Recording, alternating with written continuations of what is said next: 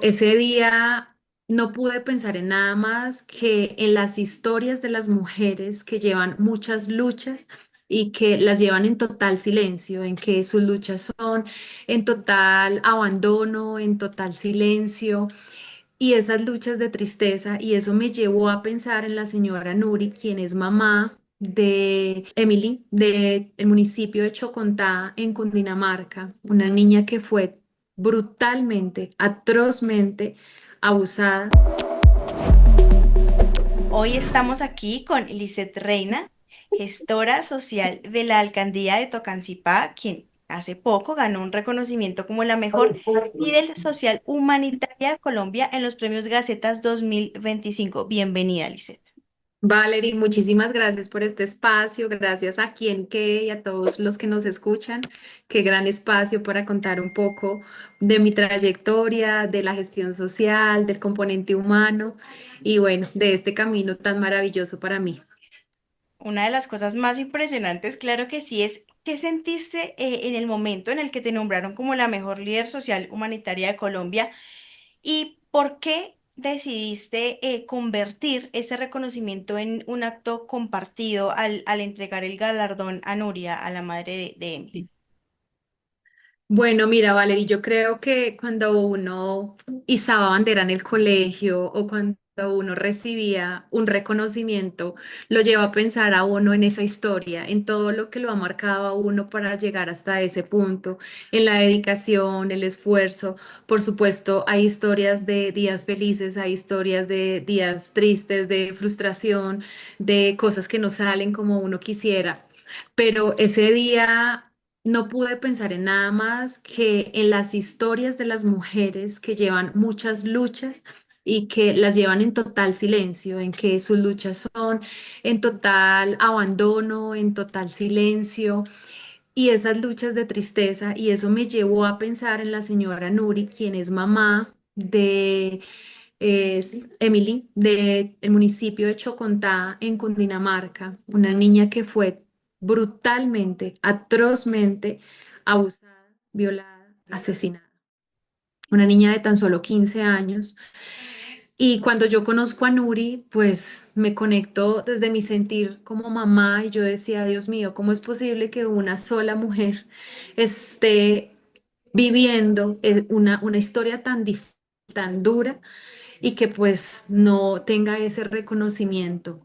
Es así como decidimos entregarle este galardón a Nuri porque ella más que nadie se lo merece, se merece ese reconocimiento a todo lo que ella ha tenido que pasar, esa tristeza tan grande, pero es más volver ese dolor y ese silencio en un gran propósito.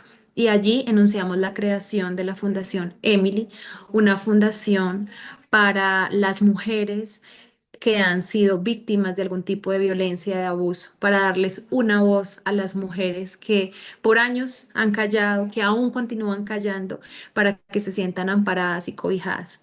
Entonces, esto fue muy bello, un reconocimiento muy hermoso, ella estaba muy feliz y pues bueno, en medio de todo lo que ha tenido que sufrir y que padecer, pues está este gran reconocimiento a ella y a su familia. Justamente de eso quería hablar, ¿no? Y es que hubo algo en ese caso que pues te conectara con tus propias vivencias como mujer, como madre, como lo acabas de decir, o como ciudadana. Sí, yo creo que cuando somos mamás, pues uno es el sentir de mujer, ¿no?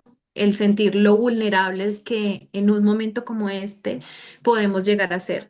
Pero ya cuando tú tienes a tus hijos, yo soy mamá de un niño de 15 y de una niña de 3 años. Cuando tú tienes a tus niños, te conectas de una forma en la que sientes o no puedes imaginarte o dimensionar el dolor que una mujer, que una mamá puede estar sintiendo. Es allí donde yo realmente me pongo pues como en los zapatos de la mamá de Emily, de su familia, de la misma Emily, porque sabes, somos mujeres y uno no está exento a que puedas ir. Ella iba de camino a su casa, iba después de sus clases de música, iba caminando hacia su casa donde atendía a sus dos hermanitos. y nunca volvió a contestar el teléfono, nunca más volvió a aparecer. Así que cuando ya la encuentran, pues estaba siendo víctima de este gran magnicidio de verdad. Entonces uno se conecta con esas historias y son fuente de inspiración para darle voz a aquellos que más lo necesitan. Yo sé que pues ahí creaste tu fundación, pero estoy segura que la historia viene de mucho más atrás. Entonces yo quería saber de dónde viene tu vocación de servicio social. ¿Hubo algún momento de tu vida en que te sentiste impulsada? ¿Fue para defender a las mujeres, a los niños? ¿Cuál fue ese momento de tu vida en que dijiste, yo quiero hacer esto? Bueno, Valerie, en algún momento cuando yo era pequeña, yo tengo a mi abuelita materna y yo crecí con ella. Ella me impulsó pues a estudiar, estaba en un colegio de monjas porque ella era muy conocida en el barrio, entonces me becaron. Y ella pertenecía a algo llamado la Legión de María. Y la Legión de María consistía en llevar la palabra de la Virgen María, de acobijar, pero en especial de visitar los enfermos, de reunir unos mercados e ir a llevarle y la palabra, el acompañamiento, que no se sintieran solos. Esto lo empecé a hacer más o menos como a los 3 años, 4 años. Yo recordaba que todas las abuelitas se quedaban dormidas y yo terminaba el rosario y la persona que visitábamos estaban allí. Y esto a mí me conectó de una manera tan significativa. De hecho, de ahí nace un programa que se llama Canitas con Corazón, en donde visitamos a los adultos mayores que viven en sus casas, haciendo lo mismo, replicando esto que desde mi infancia me marcó tanto y acompañando, porque los adultos mayores muchas veces están en sus casas y están absolutamente solos. Me conecto con el servicio desde siendo tan niña, sin imaginarme que la vida tenía un gran propósito en mi vida y era que cuando fuera grande, pues ese gran propósito de servir me iba a continuar guiando. Y a mis 15 años entró a trabajar a una fundación en donde entregábamos tejas, machimbres, puertas para las familias vulnerables y sigo conectada con ese proceso. Soy la gestora social de Tocancipá por primera vez en ese año, en el 2008. Y yo siento que me vengo a conectar mucho más como en el año 2016, porque claro, tienes que abrir mucho más tu corazón, tu mente, tu espíritu. Y es allí cuando ya entiendo el propósito de servir. Yo creo que todos tenemos un momento en la vida como que nos hacemos esa pregunta existencial de en qué momento encuentro mi propósito, para qué soy bueno, qué vengo a hacer. Y yo siento que en el 2016, como hacia el 2019, me conecto muchísimo más con el propósito de servir. Llevamos a los adultos mayores a conocer el mar por primera vez. Este fue el municipio que fue bandera en poder hacer ese gran viaje. Celebramos los 15 años a 500 quinceañeras en todo lo que hicimos del año, quinceañeras que no habían tenido la oportunidad de celebrar su grandiosa fiesta.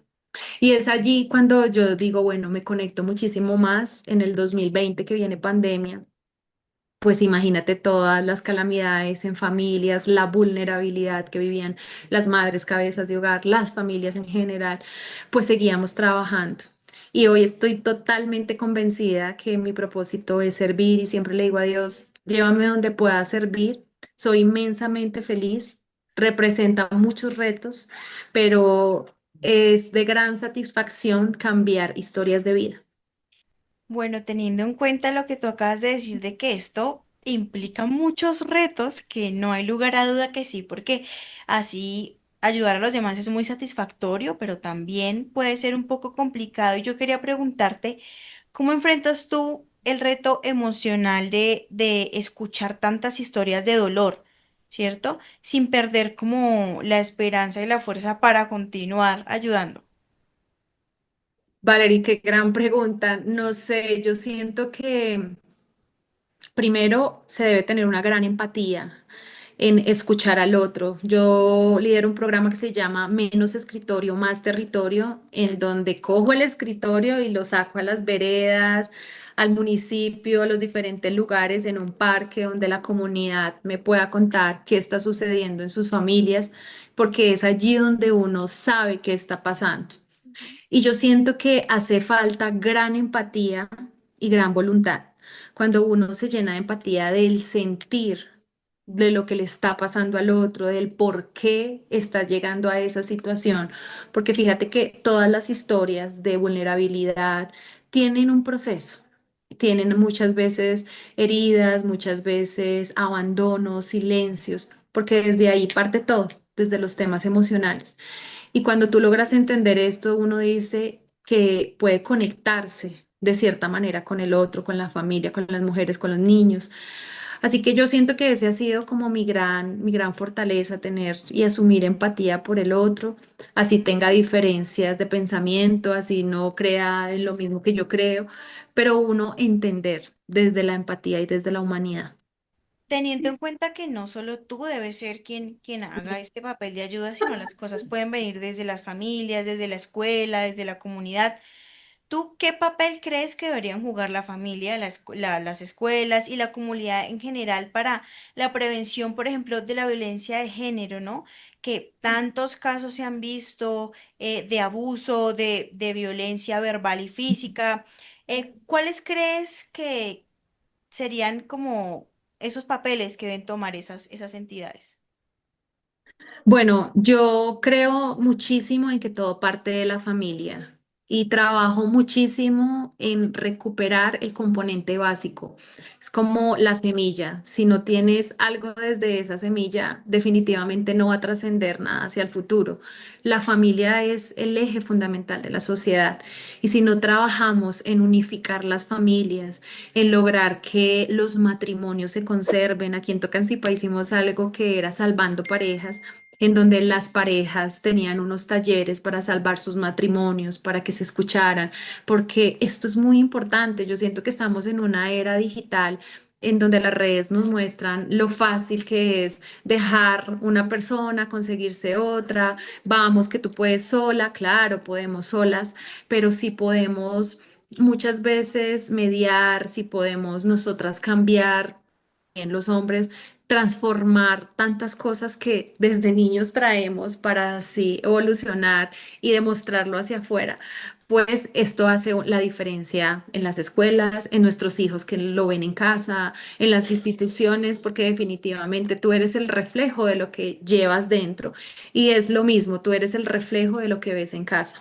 Muchas veces vemos en los colegios niños que tienen comportamientos agresivos, tienen malas palabras, entonces uno hace un estudio, ven, pero ¿por qué eres así? Ah, ok, es que estás replicando lo que ves en casa. Y lo mismo pasa cuando vamos creciendo, cuando somos adultos. Con nuestras parejas, en nuestro entorno, replicamos lo que vemos en casa, porque los seres humanos crecemos con una serie de heridas en donde esas heridas van formando el adulto hacia el futuro.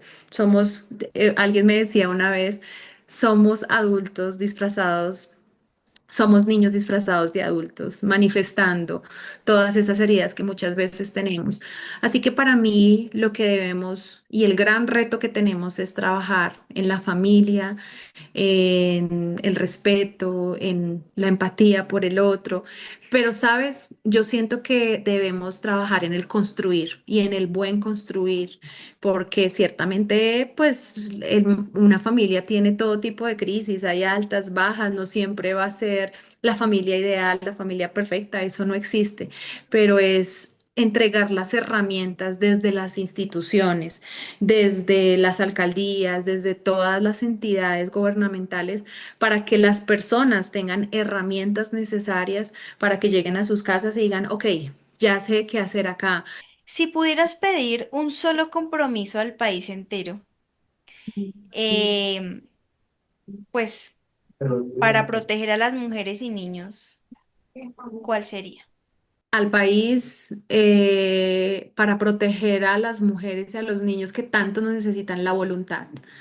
Yo siento que muchas veces nos encontramos en las instituciones personas que están en sus cargos, pero no tienen ningún tipo de voluntad en que las cosas pasen.